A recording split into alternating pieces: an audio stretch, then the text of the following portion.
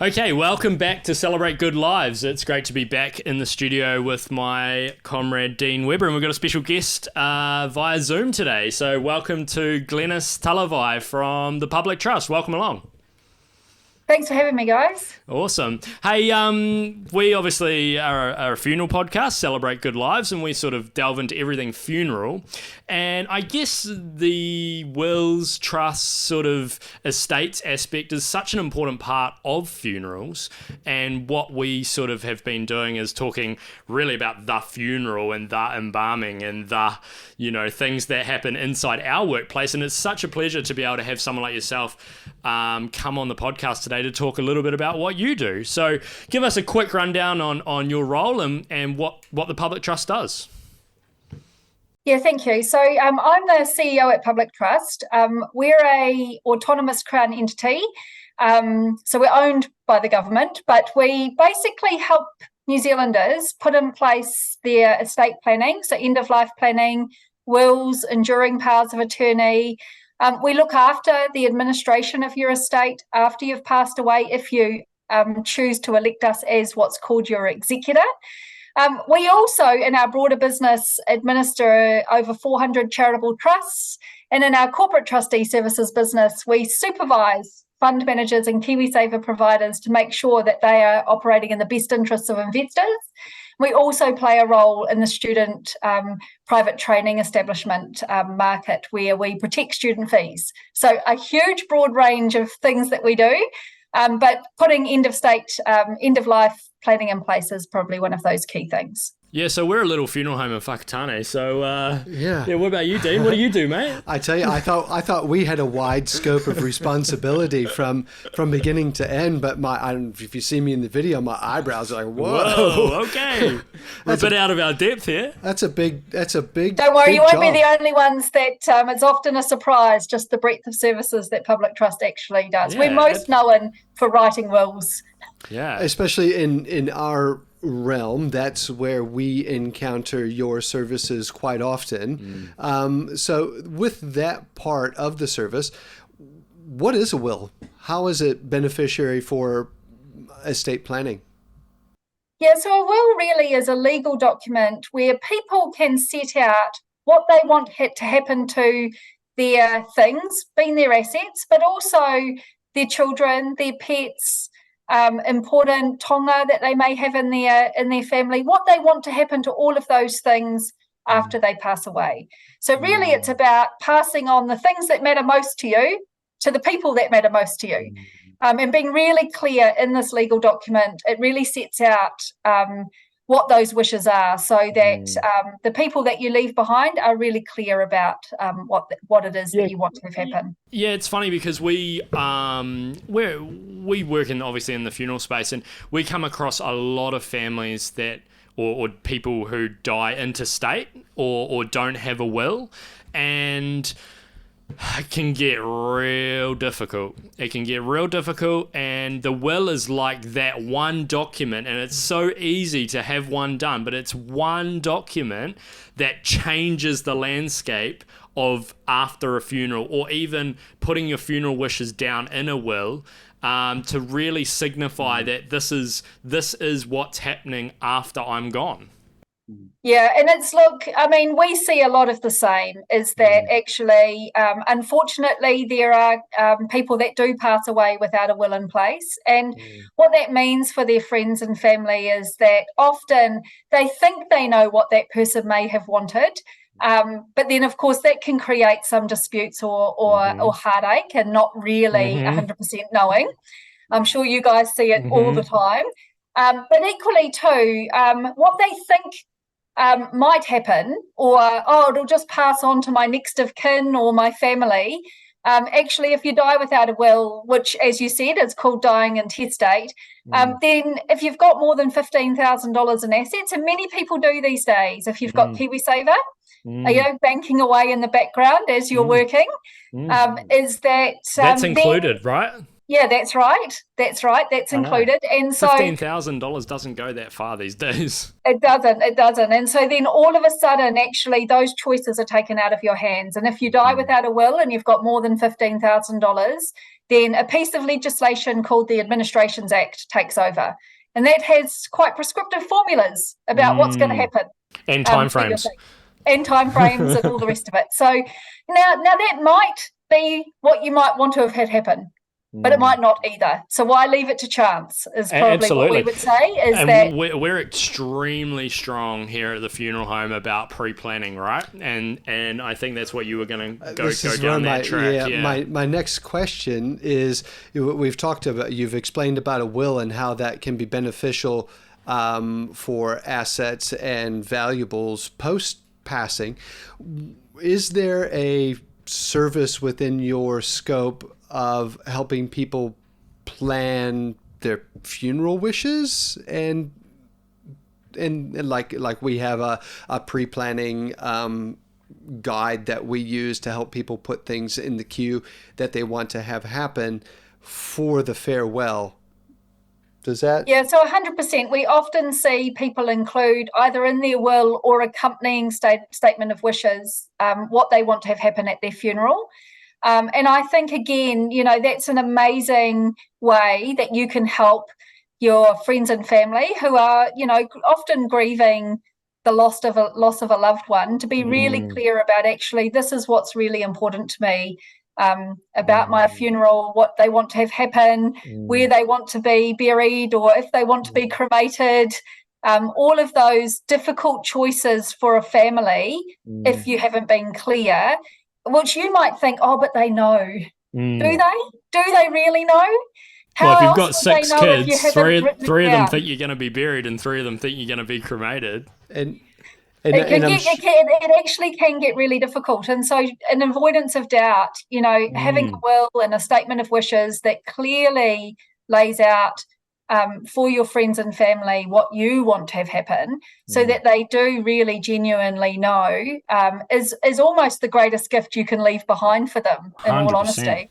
That's a good line. And when it comes off the whole process and it comes to an end and you get to deliver it all comes closed, that the service has come full circle for what you've provided, there must be some interesting things that you've seen that people have set aside in their wills that you've administered to, or creativity or very special items that they've saved for people, or? Yeah, absolutely. And as you can imagine, it's a huge range of what's really important to people. And, we see a lot of different family legacies. I think one thing that really stood out to me actually early in my tenure of public trust is I met a gentleman who we were looking after in another role that we play, but he talked to me. His wife had passed away not long ago, and probably the one thing that she left behind, he had met her when he was travelling abroad in the Navy, and she was Japanese, and he brought her back to New Zealand, and she had left him this touching letter in her will, just to say how much he had changed her life by giving her an opportunity in New Zealand. And just that's imagining how different her life would have been if she'd stayed in Japan and lived quite a traditional Japanese life, versus the opportunities and the whole other experience she had coming to New Zealand, and what that had meant for her. Now, there's no monetary value. No. And there was lots of other things that she left in her will from an assets perspective and heirlooms and all the rest of it. But, that's the one thing that really I've remembered. That I've remembered because of how much I saw that meant for him above anything else, to know the impact he had on his wife's life and how grateful she was. Interesting. I mean, we spend a lot of our funeral life demystifying. All right. And we talk about the demystification of cremation and the demystification of embalming and all these sorts of things, right? Now, there's one thing that comes up all the time. All the time it happens, and it's someone's about to die, and they come in to make plans, and they say, well, I'm the power of attorney, so I'm in charge of everything when it comes to the funeral. Now, the key message smiling. that we've been trying to, when it comes to this stuff, is to educate people and educating them about the difference between a power of attorney and an executor. Because power of attorney, well, to my knowledge, dies with the person when they die. And then it becomes the executor. Now, a lot of the time, the executor and the power of attorney can be two different people. Yes. So I just wondered whether you could just touch on the power of attorney executor role a little bit for us, just so our listeners could, get a bit of an understanding. Yeah, so a power of attorney is someone who you get to help you to make decisions for you about, so there's two different kinds. First of all, your finances or your property. So if you're not able to make decisions about that yourself, perhaps you've got an illness like dementia, or you've had a head injury, or for whatever reason your doctor says no, you can't make important decisions about your finances, your property attorney can do that for you. And there's also a welfare attorney who can make decisions about your personal care and welfare. So that's medical decisions and the like, if you're unable to do that yourself. You're 100% correct, though, it dies with you. And so they make decisions while you're still alive, but you can't make decisions for yourself. After you pass away, if you have a will, as part of your will, you name what's called an executor, and that's someone who you are making responsible for carrying out the wishes in your will on your behalf, is what the executor is. So they a are lot of the different time things. that person's an independent too, it doesn't have to be a family member. That's right. In fact, I mean, when you're writing your will, and often whilst people do write their will shortly before they might be, thinking that they might pass on, many people write their will well in advance of that happening. And so you do need to think about having an executor that's still going to be around after you've passed on. Absolutely. So that's quite an important. Otherwise, you need to rewrite your will, right, or update your will, or your family's going to go through a slightly different process to reappoint an executor if that executor is no longer around. It's just something to think about. But yeah, that's what the executor role is. Now, occasionally you might see they are one and the same people. Someone can be a property attorney and then the executor, but they are completely different appointments and completely different legal documents that outline each of those responsibilities. Is an administrator the same as an executor? I've heard that term in my past 2 weeks in some discussions I've had. Is that right? Yeah, so if you're carrying out, an executor carries out the administration of a will or of an estate. So if you're appointed the administrator, then... Yeah, it is often referred to as an administrator because you're doing a lot of administrative type tasks in carrying out that person's wishes. When someone would pass without a will, what is the process? I understand there's a legal process in somebody being court appointed to be in that role. And what are the time frames? Is that probate? ? Yeah, it is. So if someone passes away without a will, and like I said, has a reasonable amount of assets, particularly more than $15,000 worth of assets, then the family would need to go to family court to appoint an executor. That executor would then be guided by what's called the Administrations Act in terms of how they would administer that estate.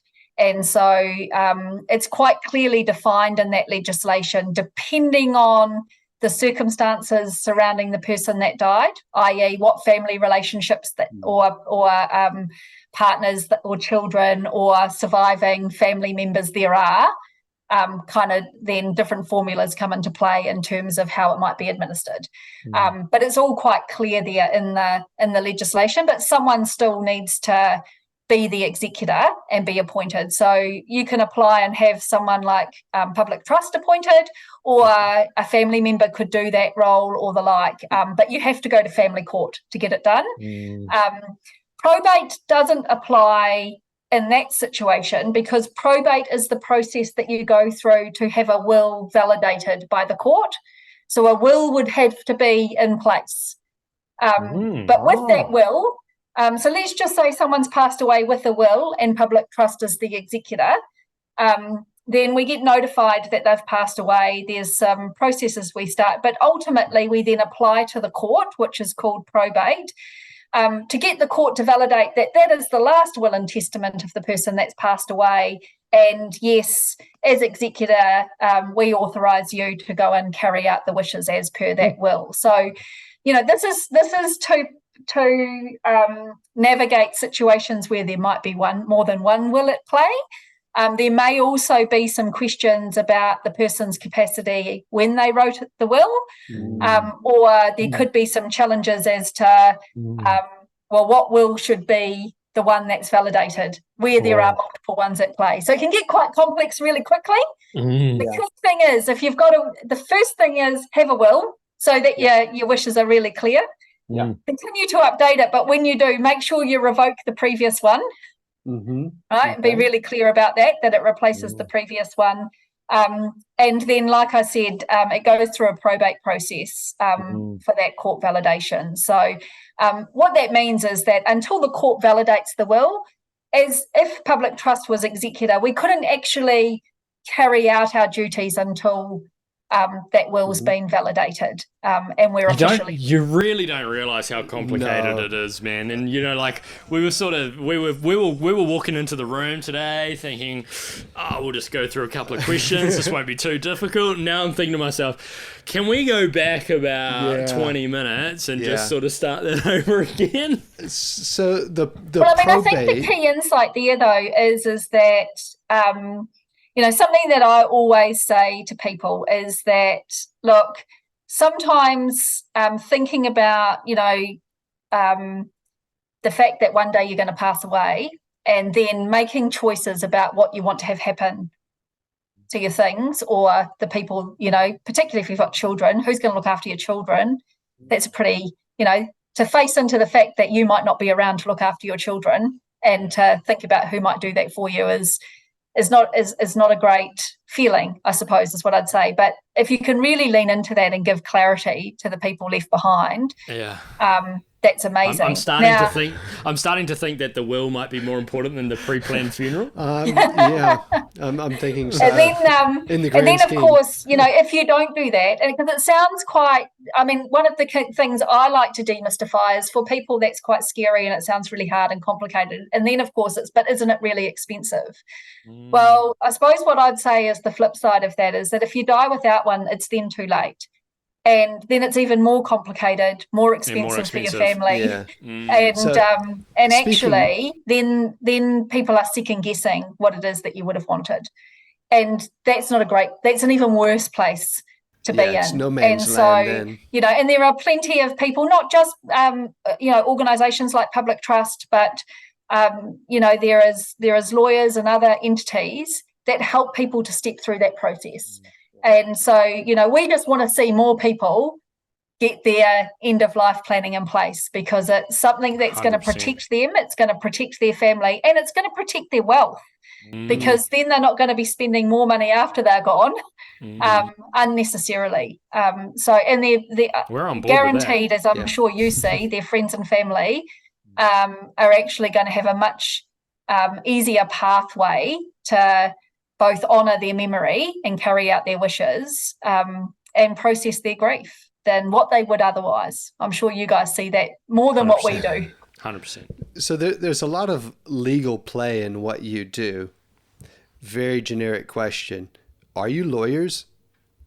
Yes. So I'm personally not a lawyer, but we have in-house lawyers that they review documents like this. And, we also provide wills online and you can get an expert review that goes to our legal executive. So 100% we have our own in-house legal team. And then you had mentioned about costs not being so dramatic. I have a pre-note, the only note I made, the associated costs. What are the associated costs to set up and facilitate a will? Yeah, so if you're starting, I'll talk about public trust. It's different for everybody, but it depends on the complexity of your scenario. In my particular scenario, I have a blended family. So I have my own children, I have stepchildren. And so that can create a little bit more complexity. Equally, if you've got different structures around your assets, that will all influence. But, starting out online with a pretty standard will, that's $89 at Public Trust. If you go into one of our centres, you can get advice around quite a complex will for just around $300. So we're not, if you think about after the fact, we're not really talking about a lot of money. You think about we're looking at each other going, well, hold on. I was expecting you to say a lot more than that. And so was I. And I was also expecting not only the cost to be more, but there's so many people without a will, and you look at how much it costs to protect your future and protect things when you're gone. It's simply that cheap in order, okay, it might be more than that if it's more complex, but we're talking the basic stuff here. Why do you think, Glenys, that so many people are without a will in New Zealand? Oh, look, I think it's a combination of things, and certainly our research shows this. I think it's a little bit of the she'll be right, mate, Kiwi attitude, she'll be all good. We'll be all good. Yeah. I haven't got much anyway. It doesn't matter. Yeah, I don't have much. And in fact, people have a lot more. And sometimes it's not about, they do think about it, well, I don't own a house, so I don't need this. Like I said, KiwiSaver, I think, is a bit of a game changer in this space. People don't often think about that as an asset that they'll leave behind currently.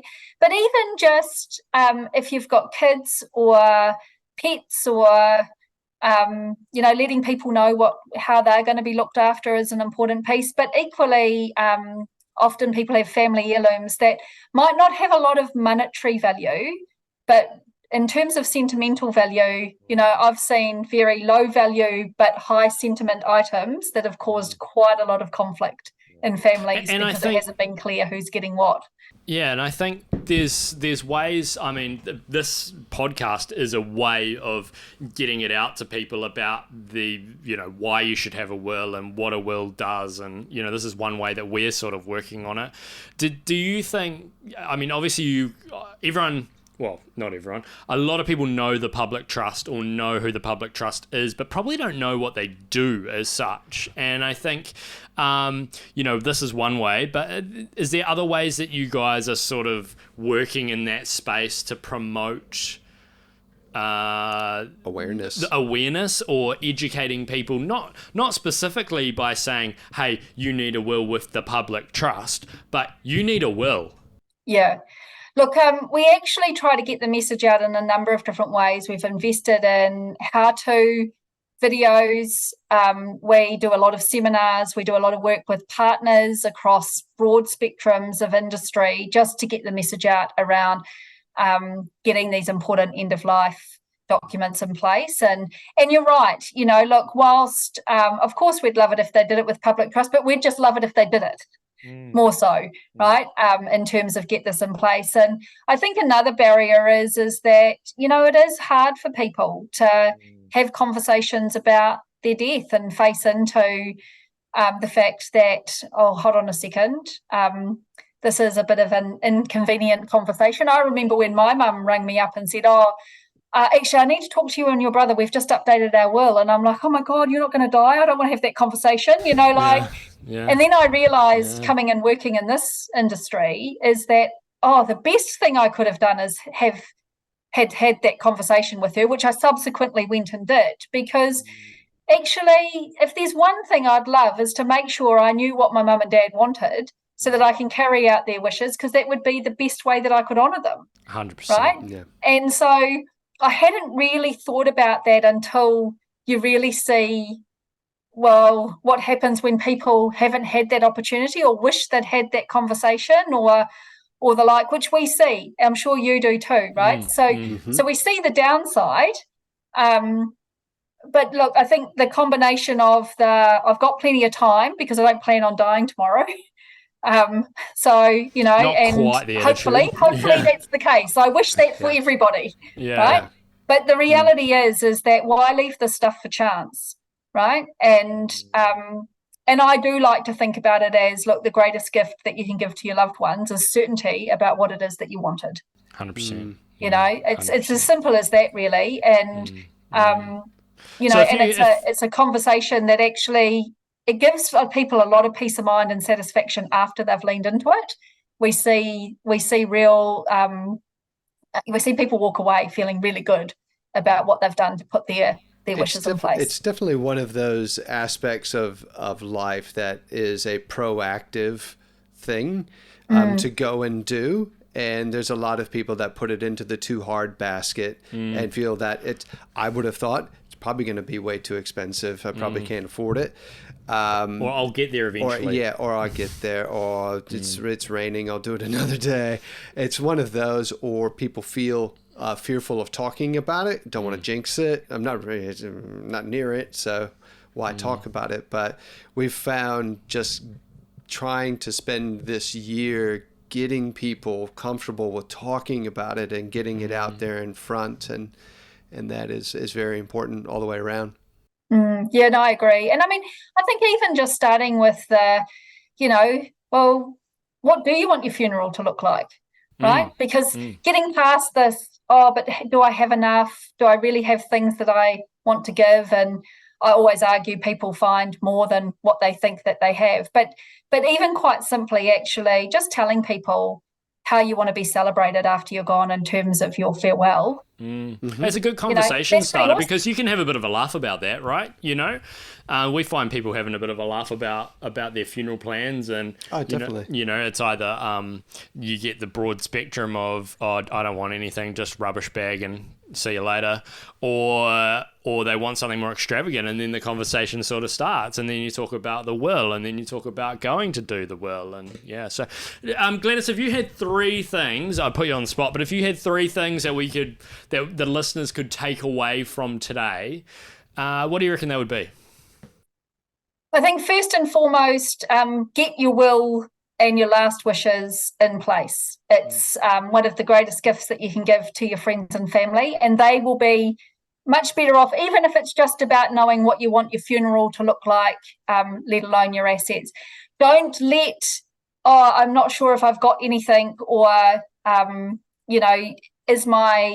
don't have anything to leave, or what does this look like? Is that people will guide you through the process. You know, organisations like Public Trust or others will help you to think about the things that you need to think about. And, you know, part of planning for the end of life is thinking about different scenarios that you may be in later in life, right? And you might not have children today, but you might have children in the future. And, you know, you can safeguard or future think about that. And probably I'd finish it off by saying, look, it's much easier than what it probably feels like. And all you have to do is get started. It can be really fulfilling to really think about, actually, what do you want to have happen? Why is it important to you? And actually, what are the messages that you want to leave, you know, to the people that mean the most to you after you're gone? 100%. Those are some great takeaways. I guess the only question I've got left for you is, are the All Blacks going to win the World Cup on Saturday? I damn hope so. What's your score? Got a score input? I would say 27-24. That was pretty close. Mine's right there. Mine's 24-21. Oh, there you go. Oh, we're excited to see the All Blacks go around on Saturday and hopefully knock off the South Africans. That's the plan. They've earned this one. I get goosebumps now. Oh. Yeah, it's going to be intense. The American guy that's claimed New Zealand as his home. Yeah. Well, that's a good thing. 100%. Hey, all I want to say is we're so grateful to have you on the podcast today, joining us for Celebrate Good Lives. And we just want to say thank you so much for being with us. Thank you for sharing your insight into what the Public Trust does, how they help people. You guys do wonderful work. Absolutely. And yeah, we're just really stoked to have been able to get you on and to do this with you today. Yeah, thank you so much for having me. And I think, look, you know, you guys getting the message out there is an awesome thing too. So congrats on your work. No worries. Hey, Glenys, all the very best. That was Celebrate Good Lives for another episode. Thanks for being with us. Thank you to Dean, and we'll be back with you guys soon. Thanks so much. Cheers.